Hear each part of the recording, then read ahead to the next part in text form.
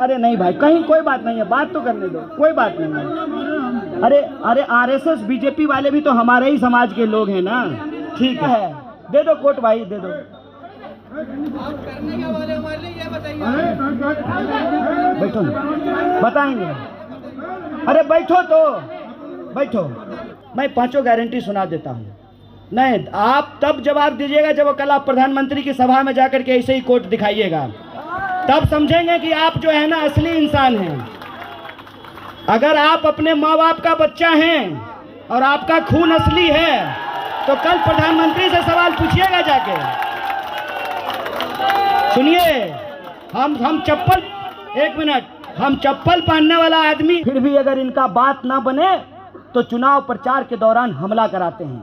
मैं आपको एक बात कहना चाहता हूं, जो इन्होंने सूरत में किया, विपक्ष के प्रत्याशी को खरीद लिया। जो इन्होंने इंदौर में किया, विपक्ष के प्रत्याशी को खरीद लिया। जो इन्होंने खजुराहो में किया, विपक्ष के प्रत्याशी का नामांकन कैंसिल कर दिया। जो इन्होंने गांधीनगर में किया, रो रो करके प्रत्याशी वीडियो बनाया कि हमारे घर पर गुंडे भेजे जा रहे हैं, हमको धमकाया जा रहा है, हमको डराया जा रहा है, तो हम उनको कह देते हैं, रे भाई मेरा नाम कन्हैया है, गंगा नदी के किनारे पैदा हुए हैं और जमुना किनारे खड़े हैं, तुमको ललकार करके कहते हैं तुमसे डरने वाले नहीं हैं। तुम्हारी साजिशें नाकाम हुई, हमारा नामांकन हुआ और पहली बार नहीं, दूसरी बार हम लोकसभा का चुनाव लड़ रहे हैं। इलेक्शन कमीशन ऑफ इंडिया ने हमारा नामांकन स्वीकार किया है, हमको बैलेट नंबर दिया है। तुमको जितना कोशिश करना है कर लो, हम चुनाव लड़ेंगे। अगर उत्तर पूर्वी दिल्ली की जनता बदलाव चाहती है तो एक विकल्प के रूप में अपनी आखिरी सांस तक खड़ा रहेंगे। यह बात मैं आपको कह देना चाहता हूं। अब आप बताइए, आप महिलाओं के ऊपर हमला करने वाले इनके साथ खड़े होंगे? क्या ये आपका संस्कार है? क्या आप ऐसे सांसद के साथ खड़े होंगे जो 10 साल तक आपको दिखाई नहीं देते हैं, जो वादा करके भूल जाते हैं, और इनके सामने वो सबसे अमीर प्रत्याशी हैं और मैं सबसे गरीब प्रत्याशी हूं। वो हेलीकॉप्टर में चलने वाले प्रत्याशी हैं, हवाई जहाज में उड़ने वाले प्रत्याशी हैं, मैं हवाई चप्पल पहन करके चलने वाला प्रत्याशी हूं। मैं आपके सामने एक विकल्प के तौर पे खड़ा हूं। इंडिया अलायंस, कांग्रेस पार्टी, आम आदमी पार्टी एक मजबूत गठजोड़ बना करके आपके सामने विकल्प के तौर पे खड़ा है। हमने अपनी जिम्मेवारी निभाई है। अगर आप अपनी जिम्मेवारी निभाना चाहते हैं तो एक बात आपको कहना चाहते हैं। माता जी रोटी बनाते हैं ना? रोटी बनाते हैं, हम भी बनाते हैं। गरीब आदमी घर में नौकर नहीं रखता है, अपना काम खुद करता है, पोछा भी लगाता है, रोटी भी पकाता है, कपड़ा भी धोता है। तो जब हम दिल्ली पढ़ने के लिए आए, जब तक माँ के साथ थे तब तक माँ रोटी बना के खिलाती थी। जब बाहर पढ़ने के लिए आए तो हाथ जला करके खुद ही रोटी पकानी सीख ली। और रोटी जब पकाते थे तो एक बात हमने सीखी है, रोटी को अगर समय पे नहीं पलटते हैं तो रोटी जल जाती है।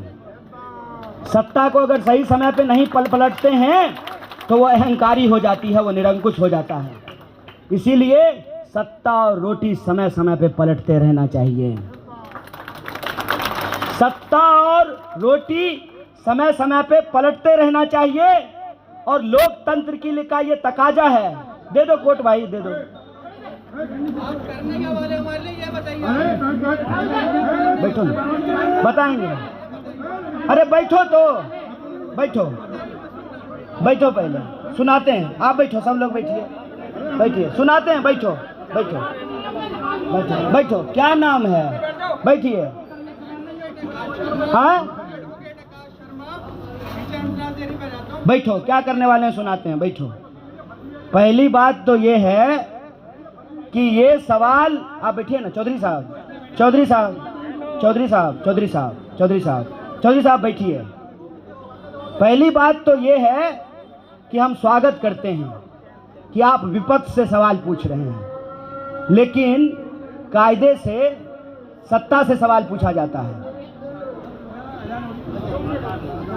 अच्छा,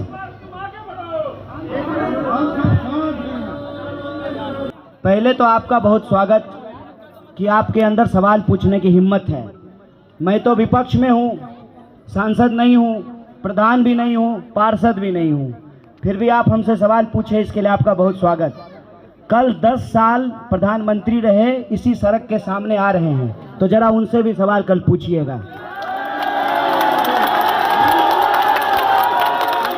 सुनिए, और मैं आपके सवालों के साथ रहूंगा। और दूसरी बात कि आपने सवाल किया कि आप करने वाले क्या हो, तो जब मुझे प्रत्याशी बनाया गया तो हमने एक वीडियो बना करके जारी किया कि हम इस देश के लिए कांग्रेस पार्टी न्याय पत्र लेकर के आई है। और न्याय पत्र हमने कैसे तैयार किया? हमने 2 यात्रा करी राहुल गांधी जी के नेतृत्व में, कन्याकुमारी से लेकर के कश्मीर तक 4500 किलोमीटर पैदल चले, और मणिपुर से लेकर के मुंबई तक भारत जोड़ो न्याय यात्रा की। उसके दौरान ऐसे ही नौजवान आपके जैसे हमसे आके मिले, उन्होंने अपनी समस्याएं बताई, उन समस्याओं को इकट्ठा किया, और इस बार कांग्रेस पार्टी अपने न्याय पत्र के तहत 5 न्याय और 25 गारंटी लेकर के आई है। 5 न्याय में हम महिलाओं के लिए न्याय, युवाओं के लिए न्याय, किसानों के लिए न्याय, मजदूरों के लिए न्याय और सभी जाति वर्ग के लोगों के लिए भागीदारी का न्याय लेकर के आए हैं। युवाओं के लिए न्याय के तहत हम ये कह रहे हैं कि अगर हमारे पास डिप्लोमा और डिग्री है, अगर हमने पढ़ाई करी है, तो हमको नौकरी मिलना चाहिए, नौकरी हमारा अधिकार है।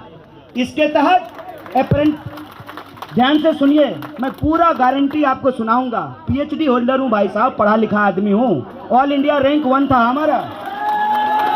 और देखो, कुछ ना इस कागज में ना कोई आपके जैसा नौजवान जो है अपना मांग पत्र दे करके गया है, भाषण लिख करके नहीं लाया हूं, लिख करके अरे नहीं भाई, कहीं कोई बात नहीं है, बात तो करने दो, कोई बात नहीं है। अरे आरएसएस बीजेपी वाले भी तो हमारे ही समाज के लोग हैं ना, ठीक है, कोई बात नहीं। अरे हमारे ही समाज के लोग हैं ना, किसी भी विचारधारा का हो, कोई दिक्कत नहीं है। भाजपा का समर्थक हो तब भी कोई दिक्कत नहीं है। प्रश्न पूछा है, प्रश्न का जवाब देंगे। बताइए, विपक्ष में होकर के प्रश्न का जवाब नहीं देंगे तो प्रधानमंत्री तो अहंकारी हो ही जाएंगे ना। सवाल का जवाब देते हैं। भाषण जो है लिख के नहीं बोलता हूं भाई, मेरा ऑल इंडिया रैंक 1 था। मेरा बाप गृह मंत्री थोड़ी था कि मुझे बीसीसीआई का सेक्रेटरी बना देता। मेरी माँ आंगनबाड़ी में काम करती है, अपने मेहनत से लिख पढ़ करके जो है उस ओहदे पे पहुंचे। ऑल इंडिया रैंक था मेरा 1। मुंह जवानी आपको 5 न्याय सुनाते हैं। युवा न्याय के तहत, चूंकि आप नौजवान हैं, युवा न्याय के तहत 1 लाख तक की अप्रेंटिस योजना हम लेकर के आ रहे हैं। डिग्री दिखाओ, पहली नौकरी पाओ। और 30 लाख पोस्ट जो खाली है केंद्र सरकार में, सेंट्रल गवर्नमेंट में, हमारी सरकार बनेगी तो अगस्त तक हम उस 30 लाख पोस्ट को भरने का काम करेंगे।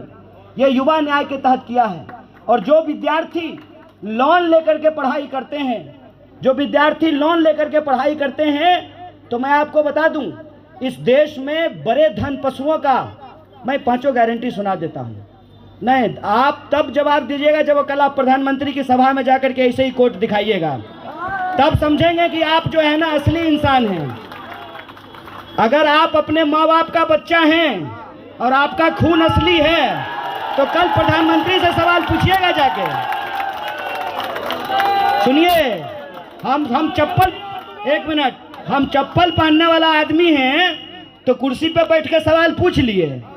जिस आदमी को प्रधानमंत्री बनाए हैं 10 साल के लिए, और जिसको सांसद बनाए हैं 10 साल के लिए, जरा उसका भी जो है ना गाड़ी रोक करके कोर्ट दिखा करके सवाल पूछ करके दिखाइएगा, तब समझेंगे। और सुनिए, हम लोगों के आंख में आंख डाल करके सवाल पूछने वाले हैं, खुल्लम खुल्ला सरकार से सवाल पूछते हैं।